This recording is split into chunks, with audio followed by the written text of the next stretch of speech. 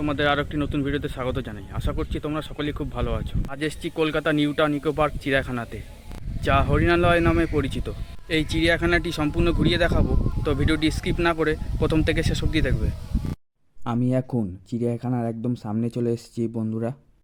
এই চিড়িয়াখানার প্রবেশের বাঁ দিকে আছে টিকিট কাউন্টার। চলো এবার টিকিটটা কেটে নিই। এখানকার টিকিট মূল্য এক একজনের 50 টাকা, আর 5 বছরের নিচে বাচ্চাদের টিকিট মূল্য 20 টাকা। চলো এবার চিড়িয়াখানার ভিতরে প্রবেশ করা যাক। সপ্তাহে বৃহস্পতিবার এই চিড়িয়াখানাটি সম্পূর্ণ বন্ধ থাকে। বাকি দিন সকাল 10টা থেকে সন্ধ্যা 6টা পর্যন্ত খোলা থাকে। নিউ টাউন ইকো পার্ক চিড়িয়াখানাটি 2017 সালে প্রতিষ্ঠিত হয়। চিড়িয়াখানার রাস্তার দুপাশে খুব সুন্দর সবুজ গাছপালা দিয়ে সাজানো গোছানো আছে। এই চিড়িয়াখানাটি কিন্তু বেশ অনেকটা জায়গা নিয়ে আছে। দেখতে থাকো, সঙ্গে থাকো। এখানে বাচ্চাদের জন্য ছোট একটি পার্ক আছে। এখানটাতে দেখতে পেলাম নীল হলুদ রঙের ম্যাকাও। এই পাশটাতে অনেক কটা ম্যাকাও চোখে পড়ল। এখানের খাঁচাটি কাঁচ দিয়ে ঢাকা আছে। খাঁচার ভিতরে ছোট ছোট বাক্স রাখা আছে। একটু এগিয়ে গিয়ে দেখতে পেলাম লাল নীল রঙের দুটো ম্যাকাও পরস্পর বসে আছে। এখানটাতে মোট 4খানা ম্যাকাও চোখে পড়ল। এই চিড়িয়াখানাতে নানান ধরনের বার্ডস দেখতে পাচ্ছি বন্ধুরা, অনেকটা টিয়া পাখির মতো দেখতে। এই পাখিগুলি লাল এবং নীল বর্ণের। এবার বলি এখানে তোমরা আসবে কিভাবে। হাওড়া বা শিয়ালদা থেকে খুব সহজেই আসতে পারবে। তোমাদের নিউ টাউন ইকো পার্কের 4 নম্বর গেটের সামনে আসতে হবে। সেখান থেকে 8 থেকে 10 মিনিট লাগবে 6 নম্বর গেটে আসতে। সেখানেই আছে হরিণালয় বা ইকো পার্ক নিউ টাউন চিড়িয়াখানা। যদি পশু পাখি দেখার ইচ্ছে হয় তাহলে সপ্তাহে একদিন এই Kolkata new town eco Park চিড়িয়াখানায় এসে ঘুরে যাও, ভালো লাগবে। অনেকে এই চিড়িয়াখানাটিকে কলকাতার দ্বিতীয় চিড়িয়াখানা বলে থাকে। এখানটাতে দেখতে পেলাম সাদা রঙের অনেকগুলি কাকাতুয়া। এই চিড়িয়াখানাটি কিন্তু বেশ অনেকটা বড়। তোমাদের সম্পূর্ণ ঘুরিয়ে দেখানোর চেষ্টা করছি বন্ধুরা। একটু এগিয়ে গিয়ে দেখতে পেলাম বিভিন্ন প্রজাতির রাজহাঁস। হরিণালয়ে হাঁসেদের মধ্যে স্থানীয় এবং বিদেশি প্রজাতির হাঁস দেখা যায়। তারা খুবই শান্ত প্রজাতির এবং দর্শনার্থীদের জন্য একটি মনোমুগ্ধকর দৃশ্য উপস্থাপন করে। এই চিড়িয়াখানাতে ছোট একটি জলাশয়ের মধ্যে হাঁসগুলি দেখা যাচ্ছে বন্ধুরা। এই হাঁসগুলি কিন্তু খুবই শান্ত প্রজাতির।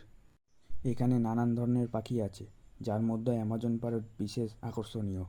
এই অ্যামাজন প্যারট হলো উজ্জ্বল রঙের এক প্রজাতির তোতা, যা দক্ষিণ আমেরিকার অ্যামাজন বনাঞ্চলে দেখা যায়।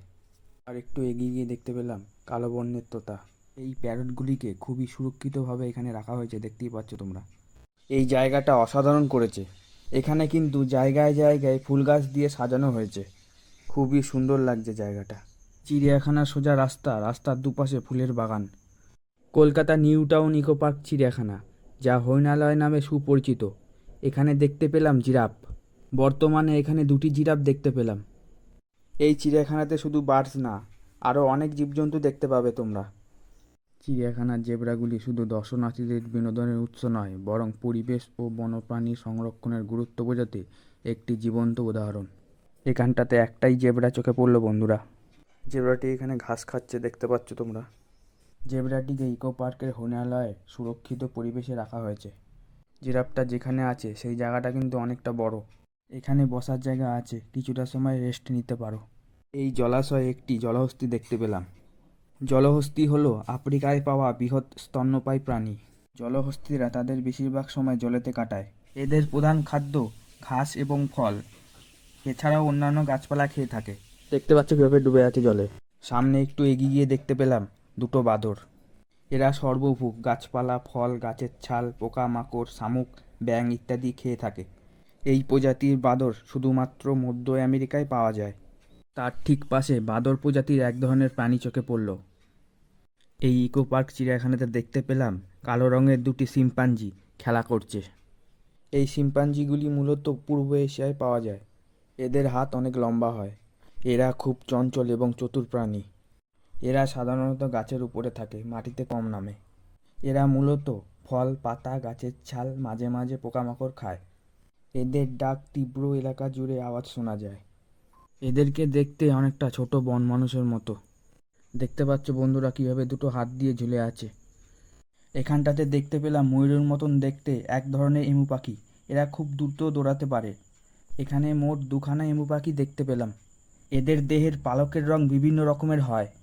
এখানে কিন্তু দুটো পাখিকে আলাদা করে রাখা হয়েছে। এমু পাখি খুবই শান্ত স্বভাবের। উট পাখির পরে এমু পাখি হলো বৃহত্তম পাখি। এরা উঠতে পারে না। এমু পাখির ডিম সবুজ রঙের হয়। একটি এমু পাখি 25 থেকে 30 বছর পর্যন্ত বাঁচতে পারে। এরা ঘাস, লতাপাতা, শাকসবজি খায়। কলকাতা ইকো পার্ক চিড়িয়াখানা বা হরিণালয়তে দুটি প্রজাতির হরিণ দেখতে পাওয়া যায়। এখানে চিত্রা হরিণ এবং ভোগ হরিণ দেখতে পাওয়া যায়।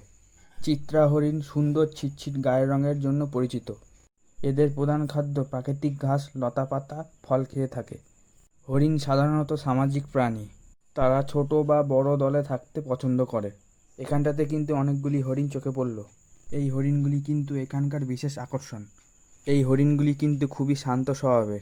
দুটি প্রজাতির মধ্যে বার্কিং ডিয়ার বা ভোগ হরিণ অন্যতম।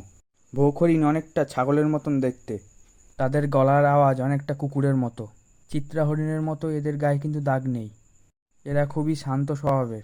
এদের প্রধান খাদ্য প্রাকৃতিক ঘাস, গাছপালা, লতাপাতা, ফল খেয়ে থাকে। এখানটাতে একটাই বার্কিং ডিয়ার বা ভোগ হরিণ দেখতে পেলাম। ভিডিওটি ভালো লাগলে চ্যানেলটিকে এখনই লাইক, কমেন্ট, শেয়ার এবং সাবস্ক্রাইব করে দেবে।